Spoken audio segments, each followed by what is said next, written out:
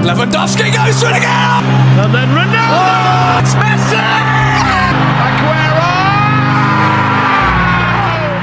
How's it going guys? It's Divyansh and welcome back to new video। और आज की इस वीडियो में हम बात करेंगे क्या फाइनली रोनाल्डो इस समर जुवेंटस को छोड़ देंगे और क्या फाइनली रोनाल्डो के करियर में जो जुवेंटस चैप्टर था उसका एंड होने जा रहा है। तो इसी वीडियो में यार मैं आपको इससे जुड़ी सारी लेटेस्ट डेवलपमेंट्स और अपडेट्स के बारे में बताऊंगा, क्या रूमर्स है और क्या रिपोर्ट के हिसाब से कौन कौन सी पॉसिबल डेस्टिनेशन है जो रोनाल्डो को सूट कर रही हैं। तो वीडियो में एंड तक जरूर बने रहना। वीडियो पसंद है तो वीडियो को लाइक करना और चैनल को सब्सक्राइब करना।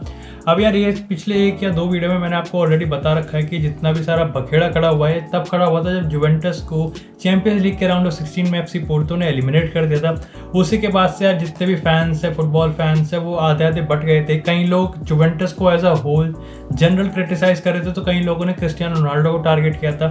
तो यार जो एज अ होल जुवेंटस को क्रिटिसाइज कर रहे थे वो कोई नई बात नहीं है, लेकिन शॉकिंग तब हुआ जब फैंस रोनाल्डो को हेट देने लग गए। अब उसके यार 2 पॉसिबल और मेन कारण थे। सबसे पहला कारण था कि यार वो लोग जो आधे लोग रोनाल्डो को हेट कर रहे थे, उनमें भी जो आधे लोग थे वो रोनाल्डो को इसलिए हेट कर रहे थे पॉसिबली जो रोनाल्डो के प्रेजेंस में जो पिछले 3 सीजन जुवेंटस के गए हैं उसमें भी रोनाल्डो चैंपियंस लीग में हेल्प नहीं कर पाए। और जो आधे लोग थे वो इसलिए रोनाल्डो को क्रिटिसाइज कर रहे थे कि जो लास्ट गोल एफसी पोर्टो ने उस टाइम में मारा था वो एक फ्री किक से मारा था, जो रोनाल्डो की गलती की वजह से वो गोल हो गया, क्योंकि रोनाल्डो ने फ्री किक लेते वक्त ऐसे कर लिया था और वो उनके पैरों के नीचे से बॉल चली गई थी। अब यार इस मामले में मेरा पर्सनल ओपिनियन ये है कि ये दोनों ही गलत हैं। लाइक अगर बात करें जो रोनाल्डो के प्रेजेंस में पिछले 3 सीजन में, तो सबके सामने लाइक ऑब्वियसली फर्स्ट सीजन में एथलेटिको मैड्रिड में उन्होंने एथलेटिको मैड्रिड के अगेंस्ट उन्होंने हैट्रिक मारी थी। उसके बाद ही वो टर्न अराउंड पॉसिबल हो पाया था जब जुवेंटस राउंड ऑफ 16 से क्वार्टर फाइनल में गई थी। अब अगर बात करें जो दूसरे लोग हैं वो कह रहे हैं कि जो फ्री किक की वजह से हाँ वो गलती थी, उस गलती की वजह से वो गोल हुआ कि उनके पैरों के नीचे से, बढ़िया वो किसी ने जानबूझ के थोड़ी करी, वो तो कोई भी प्लेयर हो सकता था। लाइक ये तो आप सिंपली हेट देना चाह रहे हो। अगर वो उसकी जगह मैं कहता हूँ कोई भी हो, चाहे वो रबायत हो, चाहे वो एरन रैमसी हो, उसको भी हेट देना गलत है, क्योंकि वहाँ पर उस बॉल में कोई भी हो सकता है। अगर ओन गोल हो जाता है तो यार ये तो किसी से भी हो सकता है ना। तो दोनों ही केस में मेरे हिसाब से रोनाल्डो को हेट देना गलत है। लेकिन यार it is what it is, rumours report सबसे आई नहीं है और सच्चाई यही है कि जब से जुवेंटस को एफसी पोर्टो ने एलिमिनेट करा है तब से जो रोनाल्डो का फ्यूचर है वो लटक रखा है। और जो रिपोर्ट्स आ रही हैं वो लगातार आई जा रही हैं कि रोनाल्डो के जो पॉसिबल डेस्टिनेशंस हैं, रोनाल्डो के ट्रांसफर फी हैं। लेकिन इसके रिगार्डिंग एक कॉन्ट्रडिक्टिंग बात यह है कि जो जुवेंटस का मैनेजमेंट है, या बात करें पर्टिकुलरली जो जुवेंटस के प्रेसिडेंट हैं आंद्रे एग्नेली, और बात करें जुवेंटस के कोच आंद्रे पिर्लो, उन्होंने पब्लिकली इसको कन्फेस किया है कि रोनाल्डो के कॉन्ट्रैक्ट में अभी 1 साल हैं और हम खुश हैं रोनाल्डो के साथ, और रोनाल्डो अगले सीजन भी यहीं रहने वाले हैं। तो कहीं ना कहीं उन्होंने पब्लिकली ये कह दिया कि रोनाल्डो ट्रांसफ़र नहीं होने वाला, रोनाल्डो ट्रांसफ़र लिस्टेड नहीं है, और सारी स्पेकुलेशंस उनको ख़त्म कर दिया है। बट एक तरफ ये चल रहा है और दूसरी तरफ रिपोर्ट्स आ रही हैं कि जो रोनाल्डो ने जुवेंटस ने ट्रांसफ़र फी सेट करी है रोनाल्डो के लिए वो अराउंड 25 to 30 मिलियन यूरोज़ है। अब यार इसका रीज़न मैं बताता हूँ आपको क्यों। क्योंकि जब मैंने बात करी कॉन्ट्रैक्ट की, तो कॉन्ट्रैक्ट का जो स्टेटस है वो ये है कि जो रोनाल्डो का कॉन्ट्रैक्ट है वो 2022 में ख़त्म हो जाएगा, यानी कि सिर्फ 1 साल बचा है रोनाल्डो का जुवेंटस में रोनाल्डो के कॉन्ट्रैक्ट का। तो अगर जुवेंटस को कैपिटलाइज करना है, जुवेंटस को कुछ पैसे चाहिए रोनाल्डो के, वो जो इन्वेस्टमेंट उन्होंने रोनाल्डो के अंडर करा है, अगर वो उनको रिटर्न चाहिए तो उनको इस समर रोनाल्डो को सेल करना ही पड़ेगा। और अगर वो सेल करते हैं, और जो इकोनॉमिस्ट हैं उनके हिसाब से अगर जुवेंटस सक्सेसफुली 30 मिलियन यूरोज़ के आसपास ले लेती है और रोनाल्डो को सेल कर देती है तो वो प्रॉफिट में जाएगी। अगर ये पॉसिबल नहीं हो पाता और रोनाल्डो जुवेंटस को छोड़ते हैं सब फ्री एजेंट, क्योंकि यार मैंने बहुत सारी रिपोर्ट्स पढ़ी और किसी भी रिपोर्ट्स में ये नहीं है कि जो रोनाल्डो जुवेंटस का कॉन्ट्रैक्ट नेगोशिएशन है वो शुरू हो रहा है या फिर शुरू होने वाला है। तो इससे तो बात साफ होती है कि जुवेंटस का कोई सीन नहीं है, जुवेंटस का कोई मोटिव नहीं है, इंटेंशन नहीं है रोनाल्डो का जो कॉन्ट्रैक्ट है उसको रिन्यू करने का, और ना ही मेरे ख्याल से रोनाल्डो का भी कोई ऐसा इंटेंशन है कि वो रिन्यू करें कॉन्ट्रैक्ट। तो ये तो तय रहा कि कॉन्ट्रैक्ट रिन्यू नहीं होगा। अब यार बात जब मैंने आपको बताया है कि ट्रांसफ़र फी जो अराउंड 30 मिलियन यूरोज़ है, तो आपको लगेगा कि रोनाल्डो के लिए 30 मिलियन यूरोज़ इस यूरोप में इस समय कौन नहीं देगा। लाइक ऑब्वियसली कौन सा ऐसा क्लब है जो रोनाल्डो को अपनी साइड में नहीं रखना चाहता। लेकिन बात यार यहाँ पे ये नहीं है, द हर्डल रोनाल्डो का फ़ी नहीं है, हर्डल है उनकी एस्ट्रोनॉमिकल वेज, जो कि मेरे हिसाब से इस समय कोरोना वायरस के पेंडेमिक में भी, और सीइंग अगर रोनाल्डो की एज को देखें, नो इसमें कोई डाउट नहीं है कि जो उनकी कैपेबिलिटी है वो अभी भी वन ऑफ द बेस्ट है ही इज स्टिल द गोट। लेकिन यार 36 एज में मेरे को नहीं लगता कि इस एज में यूरोप में ऐसे काफ़ी क्लब्स होंगे जो कोरोना वायरस के पेंडेमिक में भी अराउंड 27 to 30 मिलियन यूरोज़ की सैलरी उनको देंगे पर सीज़न की।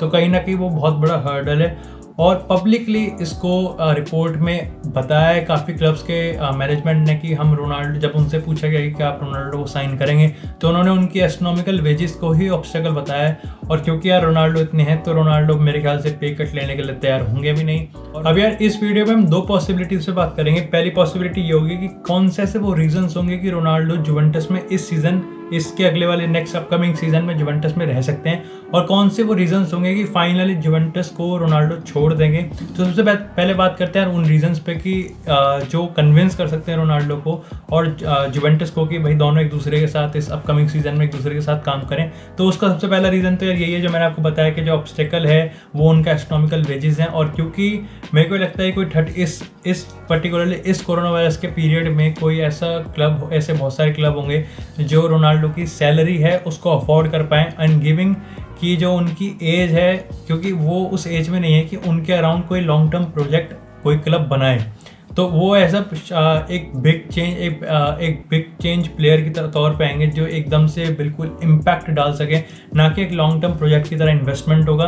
तो ऐसे में यार जो पॉसिबल डेस्टिनेशन है वो काफ़ी ज़्यादा कम है। तो इसके लिए ऐसा हो सकता है कि जो ऑफर्स हैं वो आए ही ना। तो जब सूटेबल ऑफर आएगा ही नहीं तो मेरे ख्याल से रोनाल्डो कहीं जाएंगे भी नहीं। हाँ, जो ऑफर्स आ सकते हैं जो उनकी वेज को और उनके एस्ट्रोनॉमिकल सैलरी को अफोर्ड कर सकते हैं वो ऑब्वियसली दो लीग्स हैं, चाहे वो बात करें हम American league, major league soccer की, और उनके जो बहुत सारे जैसे डेविड बेकहम है उन्होंने भी कहा कि इंटर मियामी इंटरेस्टेड है रोनाल्डो और मेसी को साइन करने में, दोनों को साइन करने में। तो कहीं ना कहीं उनके इंटेंशंस क्लियर है कि वो रोनाल्डो की, जब दोनों को साइन करने की बात हो रही है तो एक की सैलरी को तो वो आराम से अफोर्ड कर लेंगे। और अगर दूसरी लीग की बात करें तो वो चाइना से है, CSL चाइनीज सुपर लीग, वो भी इसको अफोर्ड कर सकते हैं रोनाल्डो की सैलरी को। बट यहाँ पर सबसे बड़ा ऑब्स्टेकल और सवाल ये खड़ा होता है कि रोनाल्डो, अगर चाहे हम 36 एज हो चुकी है उनकी, लेकिन वो अभी भी एक और चैंपियंस लीग और एक और बैलन डोर को सर्च कर रहे हैं। वो अभी भी टॉवल नहीं फेंकना चाहते क्योंकि उनको लगता है कि अभी अगर वो MLS में स्विच कर लेंगे या फिर वो CSL में स्विच कर लेंगे तो वो यूरोप से अलग हो जाएंगे और फिर उनके लिए बैलन डोर और चैंपियंस लीग का जो रास्ता है वो बंद हो जाएगा। इसलिए फॉर द टाइम बिंग तो ये पॉसिबल नहीं होगा कि रोनाल्डो इन दोनों लीग्स में स्विच करेंगे। अब बात करते हैं दूसरे रीज़न की। तो दूसरा रीज़न ये है कि अगर हम एज अ होल इस सिनेरियो को देखें तो रोनाल्डो के पर्सपेक्टिव से इतना कोई रश है नहीं, मतलब इतनी उनके लिए कोई अर्जेंसी नहीं, क्योंकि अगर अपकमिंग चैंपियन, इस समय जुवेंटस की जो हालत है वो बहुत ज़्यादा पतली है। लेकिन अगर अपकमिंग सीजन की बात करें तो जुवेंटस फिर से, क्योंकि यार जुवेंटस काफ़ी एज अ होल तो काफ़ी ज़्यादा पावरफुल है। अगर फिर से बात करें तो सीरिया में भी वो टाइटल कंटेंडर रहेगी, चैंपियंस लीग में भी फेवरेट रहेगी। तो रोनाल्डो के पास अपॉर्चुनिटीज़ हैं कि वो अगले सीजन एक कंसिस्टेंसी के तौर पे अपना परफॉर्मेंस दें और इसी के साथ वो बैलन डोर के एक अच्छे कैंडिडेट बन सकते हैं। और अगर ट्रॉफीज़ की बात करें तो वो सीरिया की ट्रॉफी जीत सकते हैं, जो 2 कप होते हैं उनकी ट्रॉफी जीत सकते हैं, चैंपियंस लीग में पार्टिसिपेट करेंगे।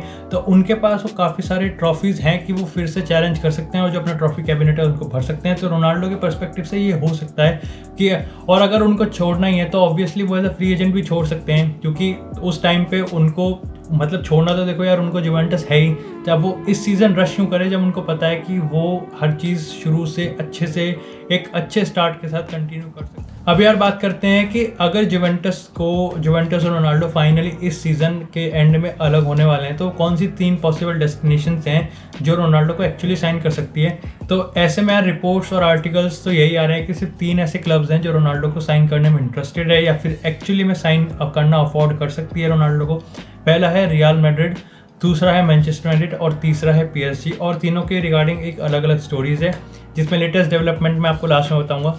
पहले अगर बात करें रियल मैड्रिड की, तो रियल मैड्रिड के जब फर्स्ट ये रूमर्स आए थे कि रोनाल्डो का जो ट्रांसफर रूमर्स आने स्टार्ट हुए थे चैंपियंस लीग के नॉकआउट होने के बाद ही, उसी के बाद सबसे पहला जो रूमर्स आया था वो रोनाल्डो और रियल मैड्रिड का रियूनियन का ही था। उस टाइम वहाँ के जो डायरेक्टर थे और वहाँ की जो मैनेजमेंट थी उन्होंने इसको कहा था कि हाँ ये पॉसिबिलिटी है। लेकिन अब जब सुपर लीग का जो बड़ा सा ड्रामा हुआ है, सुपर लीग का जो ड्रामा हुआ है उसके बाद से जो एक इंटरव्यू दिया था फ्लोरेंटिनो पेरेज ने, जो प्रेसिडेंट है रियल मैड्रिड के, उन्होंने इस चीज़ को क्लियर कर दिया है कि जितने भी रूमर्स हैं रोनाल्डो के रियल मैड्रिड के, वो हमारी तरफ से नहीं है, वो रोनाल्डो के जो लोग हैं उन्होंने ही क्रिएट कर रखा है। हमारा कोई इंटेंशन नहीं है रोनाल्डो को साइन करने का। He is a legend here, but there is no possibility, there is zero possibility कि रोनाल्डो कभी रियल मैड्रिड में वापस आएंगे एज अ प्लेयर। तो अब जब किसी क्लब के प्रेसिडेंट ने यार इस चीज़ को कह दिया तो उस क्लब में क्या कर सकते हैं। और आज साथ इस बोनस न्यूज़ भी देता हूँ, फ्लोरेंटिनो पेरेज ने ये भी कहा था कि एम्बापे और हालांड जैसे प्लेयर को साइन करने के लिए रियल मैड्रिड को सुपर लीग की ज़रूरत थी।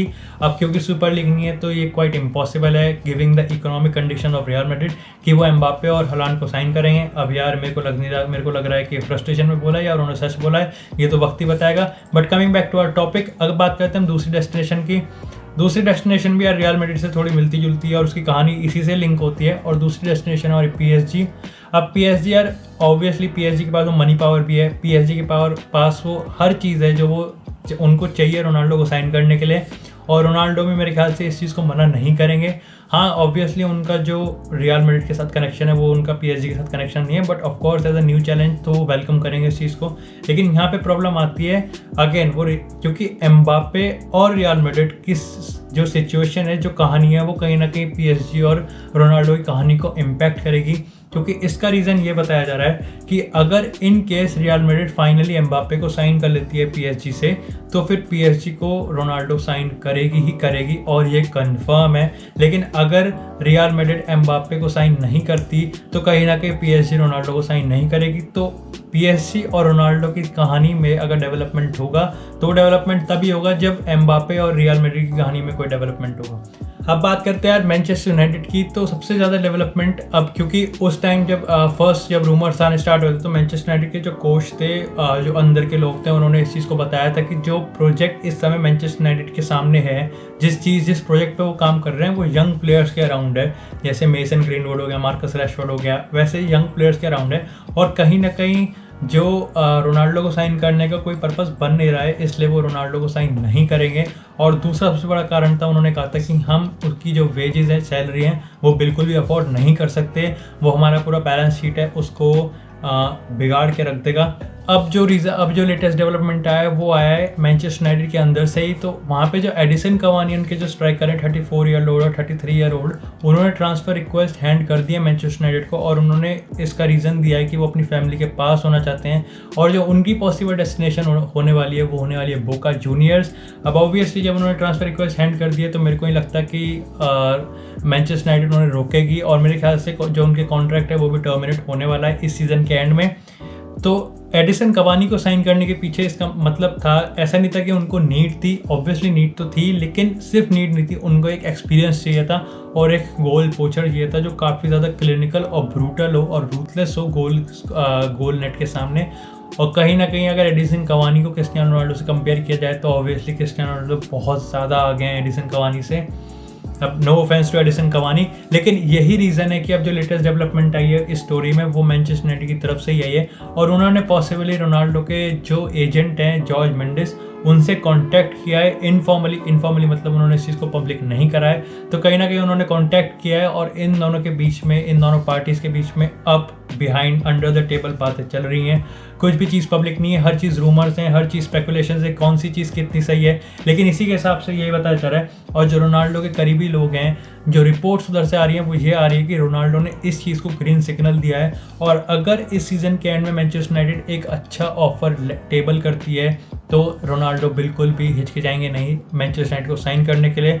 और ये सबसे बड़ा डेवलपमेंट रोनाल्डो की तरफ से आया, उन्होंने पे कट को एक्सेप्ट कर लिया है, यानी कि वो अपनी सैलरी को कम करने के लिए तैयार हैं। और इस चीज़ से ये भी होता है कि मैनचेस्टर यूनाइटेड, क्योंकि उनके अगर करंट सिनेरियो की बात करें प्रीमियर लीग में तो काफ़ी अच्छी उनकी रैंक चल रही है, तो नेक्स्ट सीज़न वो भी एक चैंपियंस लीग में काफ़ी अच्छे कंटेंडर के तौर पे आगे आएंगे और प्रीमियर लीग में भी ऑफ कोर्स वो फिर से टाइटल के लिए फाइट करेंगे। तो यार यही थी इस स्टोरी से रिलेटेड सारी डेवलपमेंट, सारी लेटेस्ट अपडेट और पूरी कहानी। लेकिन एट द एंड मैं आपको सिर्फ एक चीज़ बताऊंगा जो आपको ये अच्छा आइडिया दे सकती है कि क्या रोनाल्डो इस सीज़न जुवेंटस में रहने वाले हैं। और वो चीज़ ये है कि अगर जुवेंटस ने टॉप 4 में जगह बना ली तो ये सारी कहानी का मतलब बनता है जो मैंने आपको सारी कहानी बताई है।